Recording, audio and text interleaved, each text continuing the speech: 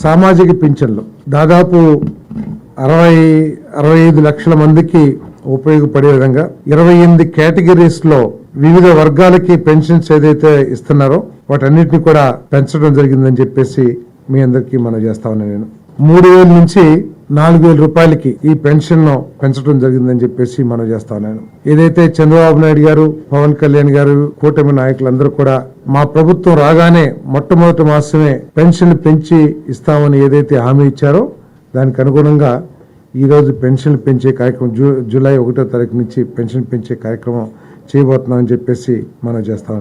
దాదాపు 65 లక్షల మందికి 65.3 లక్షల మందికి ఈ పెంపుదల మూలంగా లబ్ధి చేకూరుతుందని చెప్పేసి కూడా మీ అందరికీ మనం చేస్తాను. ఇక్కడ ఆలోచించాల్సింది ఏంటంటే పోయిన ప్రభుత్వం 1,000 రూపాయలు పెంచడానికి 4 సంవత్సరాలు తీసుకుంటే ఈ రోజు చంద్రబాబు నాయుడు గారి నాయకత్వంలోని ప్రభుత్వం 1,000 రూపాయలు పెంచడానికి కేవలం ఒక 10-15 రోజులు మాత్రమే తీసుకోవటం దీంట్లో సంతోషించదగ్గ విషయం అని చెప్పేసి కూడా మీ అందరికీ మనం చేస్తాను.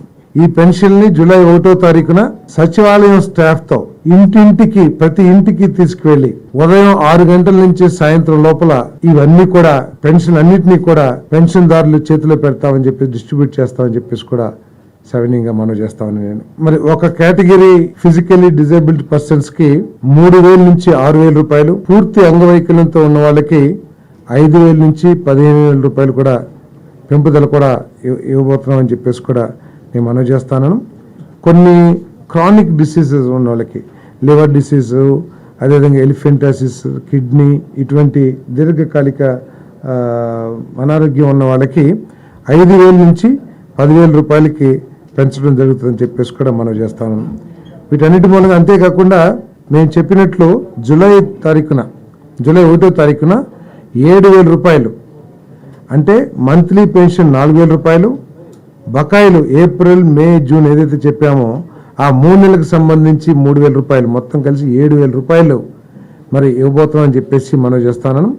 ఈ పెంపుదల మూలంగా కేవలం పెరుగుదలే 819 కోట్ల రూపాయలు ప్రతి మాసం కూడా ప్రభుత్వం మీద ఆర్థిక భారం పడుతుందని చెప్పేసి కూడా మనం చేస్తాం. ఆర్థిక భారం కంటే కూడా పేద ప్రజలు, వృద్ధుల అవసరాలు తీర్చడం లక్ష్యంగా ఈ పెంపుదల చేశామని చెప్పేసి కూడా మనం చేస్తాను.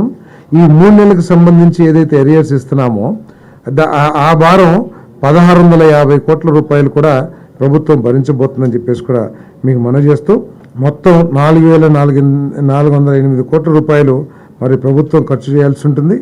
ఇంతకుముందు సంవత్సరానికి 23,272.44 కోట్ల రూపాయలు ఈ సామాజిక పెన్షన్స్ కింద ప్రభుత్వం ఖర్చు చేస్తే చంద్రబాబు నాయుడు గారి నాయకత్వంలోని కూటమి ప్రభుత్వం 33,099.72 కోట్ల రూపాయలని ఈ సామాజిక పెన్షన్స్ కోసం ఖర్చు చేయబోతుందని చెప్పేసి కూడా మీ అందరికీ సవినీయంగా మనం చేస్తాను. నేను